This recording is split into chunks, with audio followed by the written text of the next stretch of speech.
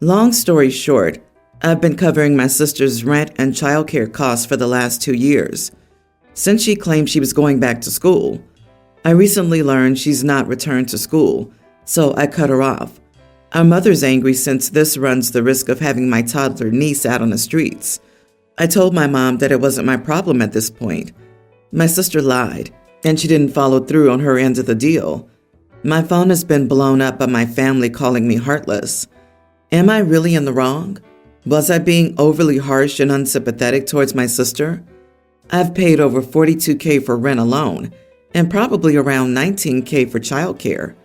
The original agreement was that she would take classes to finish up her nursing degree since she had put it on the back burner when she got pregnant by her deadbeat boyfriend, who's out of the picture. Thankfully, she, at the very least, has been working part-time in a nursing home. Our mom lives in a rent-control apartment that is a one-bedroom and part of a 55-plus community. Mom could not afford to pay sister's rent. She's on fixed income. I was doing so because I wanted to give her a fair shot.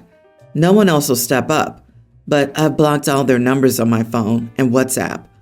Some of me feels bad, but I cannot keep swooping in to save the day. Am I the idiot for not covering my sister and forcing her and my niece to become homeless? Not the idiot. If your family's bothered, I suggest they cover her rent and childcare. You can't set yourself on fire to keep someone warm, especially because she lied for 2 years. Also, the only person responsible for your niece is your sister.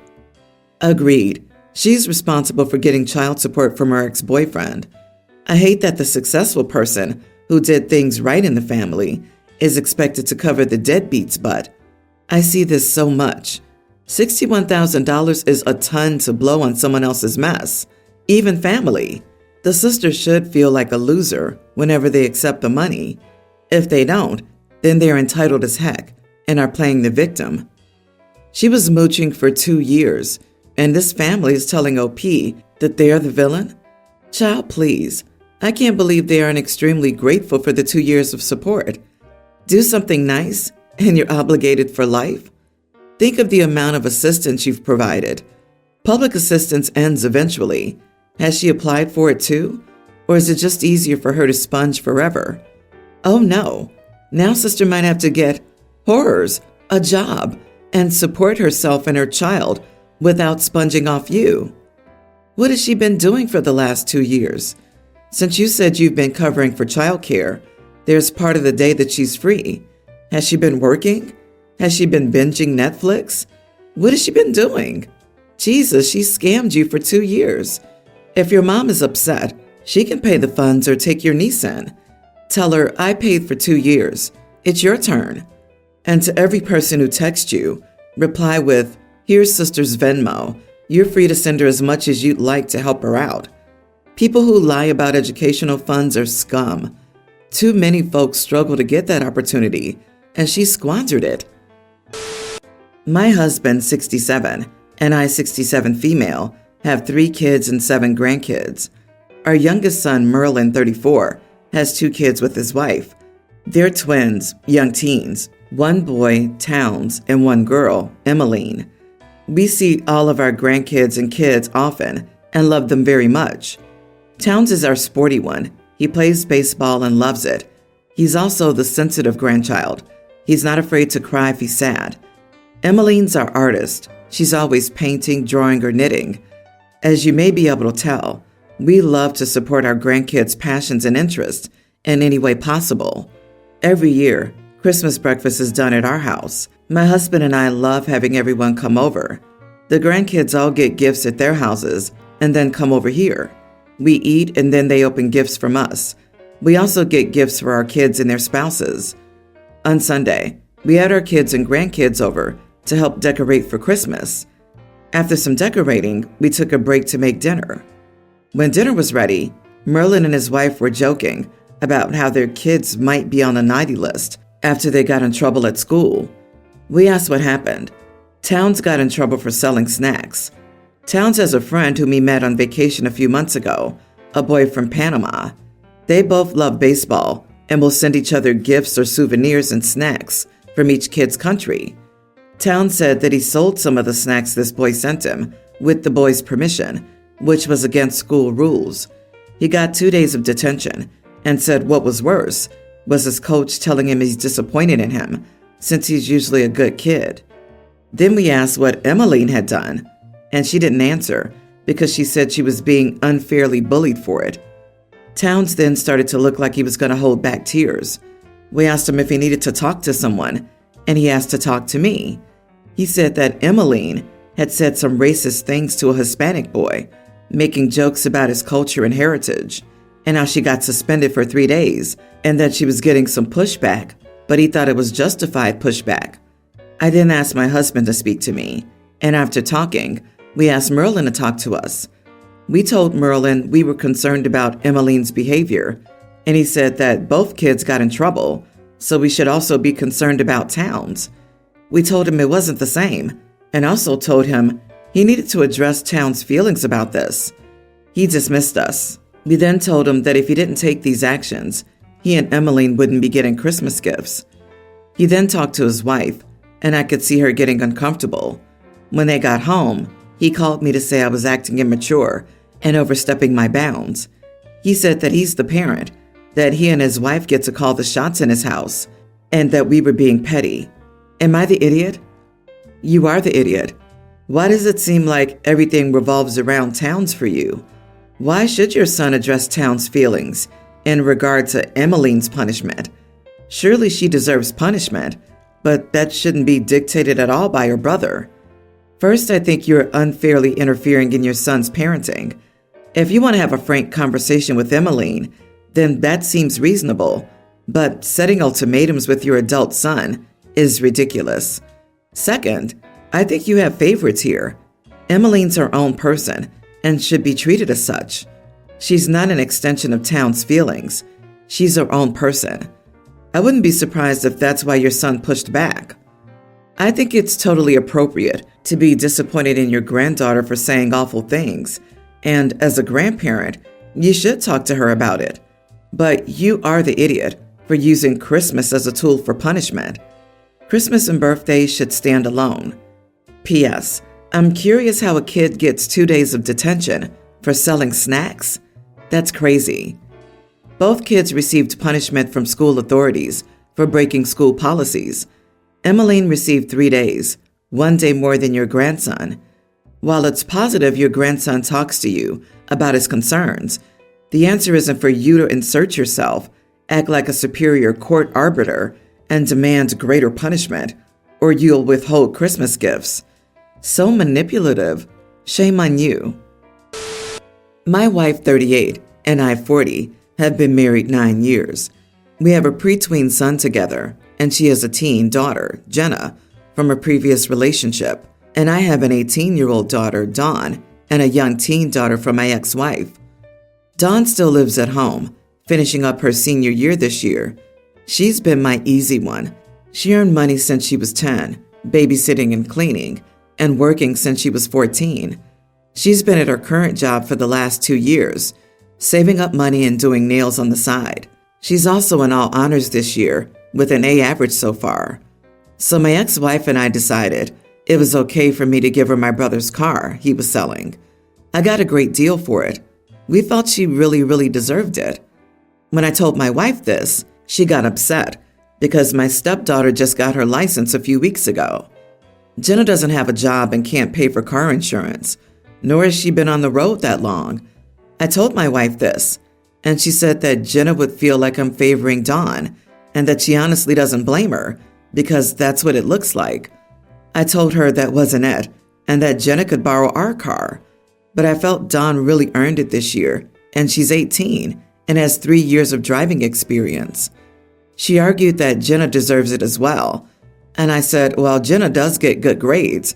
She still wouldn't be able to pay insurance and doesn't have the driving experience.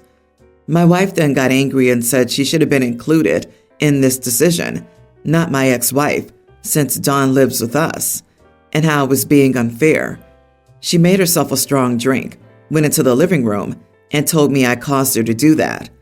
Am I the idiot? Not the idiot. Your 18-year-old has earned a car. In 3 years, if the teen earns one, then she should get the same budget for a car. she should not get a car now. However, if her father wants to buy her a car now, that's on him. The whole "you made me drink" is total BS. That needs to be addressed. That's a huge problem. Your wife is very manipulative. First, you didn't cause her to pour a strong drink. Second, your daughter can support a car, but the other daughter's not able to support a car. Third, your daughter's older. Fourth, your daughter has much more experience driving. Kids get different privileges at different ages. That's how life is. Did your wife chip in for your daughter's car? No? She's out of her mind for expecting you to even help with her desire to get her daughter a car. She can dip into her savings and pay for a little hoopty alone. It's pure manipulation by your current wife, who favors her daughter above any logical reasons. She's the type of person who wants all of you for her and her daughter, regardless of anything. My brother got divorced 11 years ago when his child was only a preschooler. I was my niece's nanny and I practically raised her. She's like a daughter to me. Recently, my niece has been asking us to buy a laptop for her because she needs one for school, so we figured that could be her gift. With my brother's permission, I bought a gaming laptop for her because I know she's a gamer, and I figured she'd like it. The problem is that my niece's mom called a few days ago and informed us that she bought a Chromebook for my niece since she's been asking for a laptop. I informed her that I bought a laptop for my niece. She told me to return the laptop. I told her that this was ridiculous and that she should be the one returning the Chromebook. She got mad and said that she's the mom and decides what her daughter should have, and asked me to butt out of her parenting and just return the laptop. I told her that I was not returning the laptop, so she had a choice now. She could either return the Chromebook and buy another gift, or watch her daughter's disappointment when she opened her gift and realized how petty and cheap her mom was. She called me an idiot. You are the idiot. I could see not wanting to return it because maybe you saved up, or it's non-returnable, or you already hinted to your niece about it. But from your story, it sounds like it's more about the mother than your niece. You want to give your niece a better laptop. Calling the mom cheap and petty shows you're really the petty one here. If this was actually about your niece and not about you buying a better present than her mom, why not suggest you all chip in together and get your niece an amazing, top-of-the-line laptop? I mean, if it isn't all about you and actually about your niece. She bought the laptop before the mother did. She thought about the gift, and the brother said it was okay before the mom even purchased one. How is OP the idiot then? She isn't. Mom just doesn't want to be upstaged for buying a cheap Chromebook. Everyone's like, but what's best for the mom? Like, who cares? I'm going to think about what's best for the kid. Not the idiot.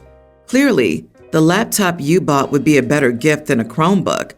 If we focus on the child here instead of the adult egos, the best answer would be for her to have the laptop and the Chromebook returned for another thoughtful gift. Sure, this seems to favor OP, but the alternative is a computer that she doesn't game on and is definitely not as versatile and user-friendly. I disagree. I think a ton of parents would explicitly not want their kid to have a gaming laptop and only a crappy laptop for school. That seems completely reasonable to me. At the very least, it should be a discussion between the parents, not an aunt saying, well, darn the mom, I know better. OP, you're trying to drive a wedge between a mother and a daughter. She's clearly not as well off as you and did her best to fulfill her daughter's wish within the financial means available to her. You've created a situation where the daughter knows you got a laptop and there's no situation out. The mother can't pay you half, and you're uncompromising. You're a crappy aunt and a worse person. Update. After thinking about your comments, I finally decided what I'm going to do. I decided I don't care about how my brother's ex feels. How my niece feels is what matters to me. So I won't return the gaming laptop. I will also block my brother's ex so she can't bother me anymore. My brother also agrees with my decision. My former stepmother my late father's widow, is terminally ill. I have not seen her since his death 7 years ago. I kept minimal contact with my half-siblings, teens, through her, but not closely. My relationships with them were complicated, and I didn't care for the woman. My former stepmother's brother contacted me and told me she needs someone to take care of her now, and it should not fall on my half-siblings and cannot fall on him as he lives in another state. Her condition is terminal, and they believe she has less than a year left. Her brother told me that I should take responsibility for helping to care for her, given that she was my stepmother for many years of my life, and she's the mother to the 2 kids that I should be willing to take in once she's passed. He told me refusing to care for their mother was going to end my relationship with them permanently. For those wondering about the background, my mom and my former stepmother were very close friends, and before my mom's death, my former stepmother and father betrayed her by carrying out an affair. I overheard the fight when my mom found out the truth. Once my mom had passed, my former stepmother decided to create a massive scene at my mom's funeral. She insulted my mom's parents and insulted her sisters after they said my former stepmother had no place at the funeral. She tried to say that she would always have a place as my future stepmother and my mom's closest friend. I called her names that day. She told me I would regret it one day. That day has never come, but she did revel in telling me all my mom's flaws after she and my dad married. I never saw Dad the same way either, but he refused to let the relationship go completely and did his best to maintain contact once I left his house. He died when I was 20. I told stepmom's brother I would not care for his sister, and I made it very clear to him that I was not going to make her end of life any easier than she made my mom's. My half-siblings called me and told me that their mom was asking for me, and they were scared and wanted me to be there at the end. They said she needed someone to help her, and they can only do so much with school, that they hate leaving her alone. I told them I was sorry, and I knew what it was like to watch your mom slowly fade, but that I was not the one to do it. My half-brother asked if I didn't love her at all after all this time. I said no. He told me to stay away from her then, and from them as well. My father's sister heard about all that happened, and she told me that I should be more mature than that and more loving and compassionate to my half-siblings. She told me I should love them more than I hate their mom and agree to care for her to make their next year much less stressful. When I refused, she called me cruel and selfish, and she said that I was behaving like the very person I hated the most. Am I the idiot? Not the idiot. This is not a closely related person to you. She has a close family, which is trying to shift responsibility to you. That's strange and unethical on their part. Also, did they contact you just because they needed help? LOL? It looks like he's the kind of person who starts the contact when he needs help. So basically, he's looking for a mule to do the work for him. I think you shouldn't worry about that. I'd say your conscience is clean. He told me refusing to care for their mother is going to end my relationship with them permanently. Nice try on the emotional blackmail. If only the threat would work. So idiocy runs in the family? That's another reason to stay away from these people. She told me I would regret it one day. No, she's regretting it right now. I would guess. Let your stepmom's family take care of her and take in the kids after her death. I'm fascinated by all these people who are so eager to tell you that this is your responsibility and yours alone. Not to mention, you're still pretty young if I've calculated it correctly. You're not a blood relative, and to even think to direct criticism at you just opens up such a floodgate of crushing responses. I'm surprised anyone was dumb enough to try. I'd run with, I suggest you continue your search for someone to offload your responsibilities to elsewhere.